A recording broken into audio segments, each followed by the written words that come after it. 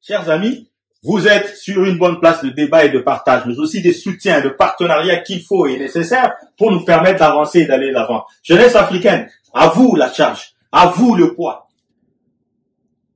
Bonjour la communauté, c'est encore Congo Bon qui arrive, qui vous apporte des informations vraiment importantes pour vous permettre de pouvoir être efficace, contrôler votre vie, entreprendre et innover dans la vie pour pouvoir apporter de la valeur à nos communautés, mais généralement à l'Afrique et à nos pays d'Afrique. Voilà.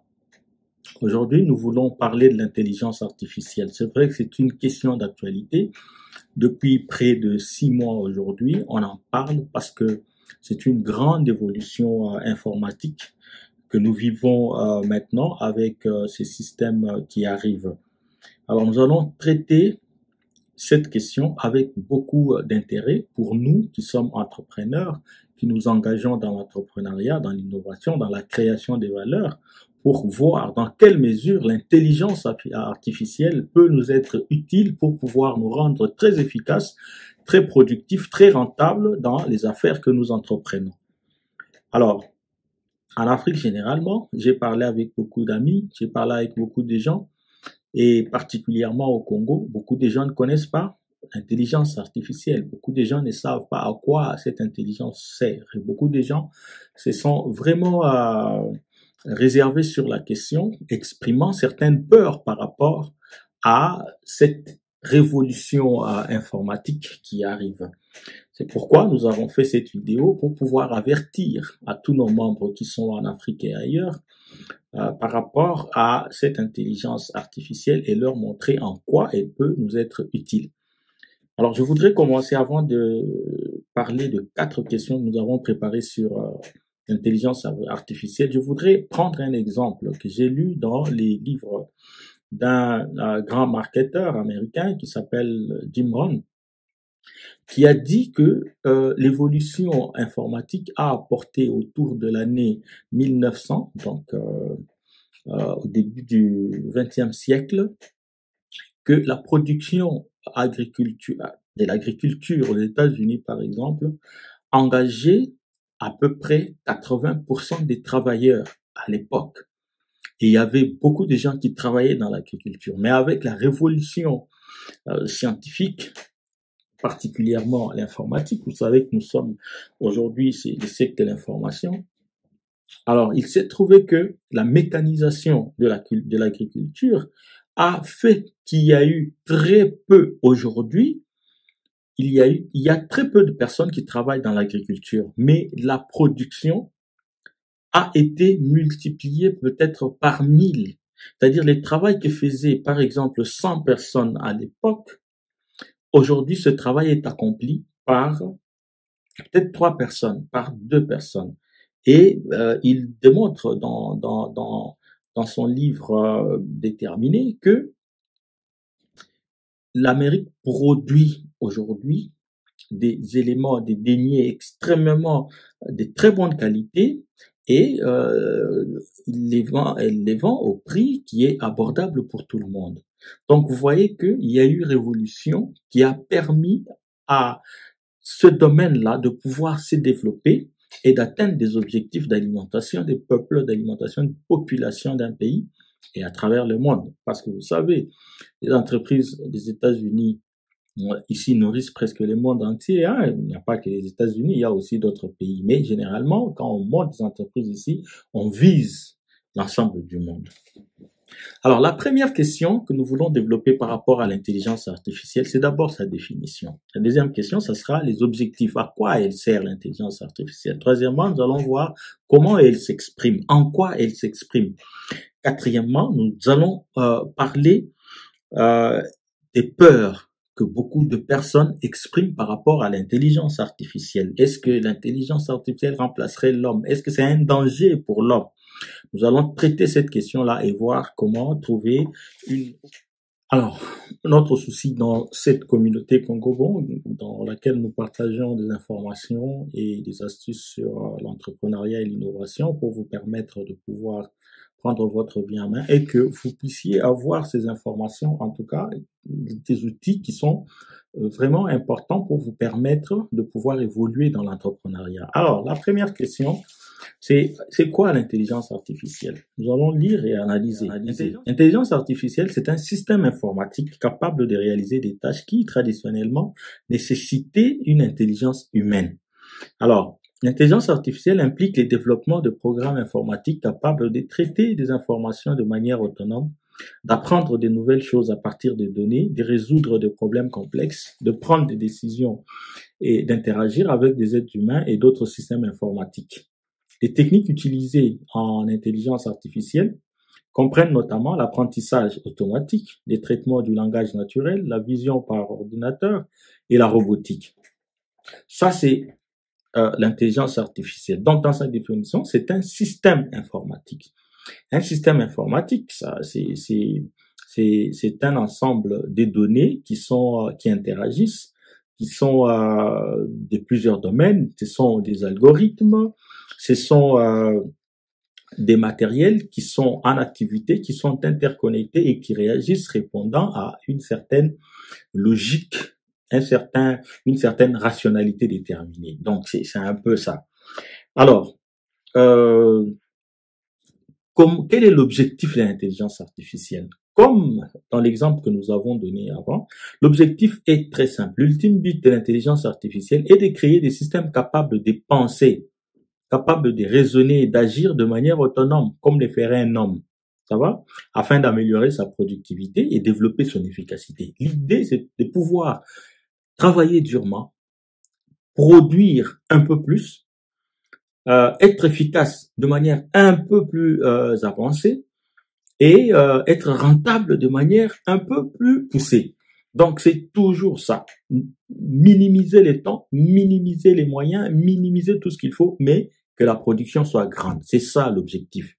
C'est d'ailleurs ça, dans d'autres systèmes, on a vu la miniaturisation, il y a eu ceci, il y a eu cela.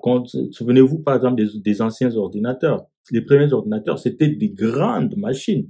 Mais finalement, aujourd'hui, on a des téléphones qui réalisent. L'intelligence artificielle, c'est un système informatique capable de réaliser des tâches qui, traditionnellement, nécessitaient une intelligence humaine. Alors, l'intelligence artificielle implique le développement de programmes informatiques capables de traiter des informations de manière autonome, d'apprendre de nouvelles choses à partir des données, de résoudre des problèmes complexes, de prendre des décisions et d'interagir avec des êtres humains et d'autres systèmes informatiques. Les techniques utilisées en intelligence artificielle comprennent notamment l'apprentissage automatique, les traitements du langage naturel, la vision par ordinateur et la robotique. Ça, c'est l'intelligence artificielle. Donc, dans sa définition, c'est un système informatique. Un système informatique, ça, c'est un ensemble de données qui interagissent, qui sont de plusieurs domaines. Ce sont des algorithmes, ce sont des matériels qui sont en activité, qui sont interconnectés et qui réagissent répondant à une certaine logique, une certaine rationalité déterminée. Donc, c'est un peu ça. Alors, quel est l'objectif de l'intelligence artificielle? Donc, vous comprenez, l'intelligence artificielle, son objectif, effectivement, est de pouvoir rendre l'homme plus rentable, plus productif et toujours plus intelligent dans ce qu'il fait, plus efficace, plus rationnel et tout et tout. Alors, ça, c'est la deuxième question, l'objectif de l'intelligence artificielle ou AI, Artificial Intelligence. Donc, ça, c'est en anglais. Ensuite, comment l'intelligence artificielle est exprimée? Oui, effectivement, comment s'exprime l'intelligence artificielle? Nous avons dit que c'était des systèmes informatiques, des applications que l'on intègre dans d'autres systèmes informatiques pour fonctionner. Par exemple, vous avez un site qui s'appelle Google, c'est un moteur de recherche.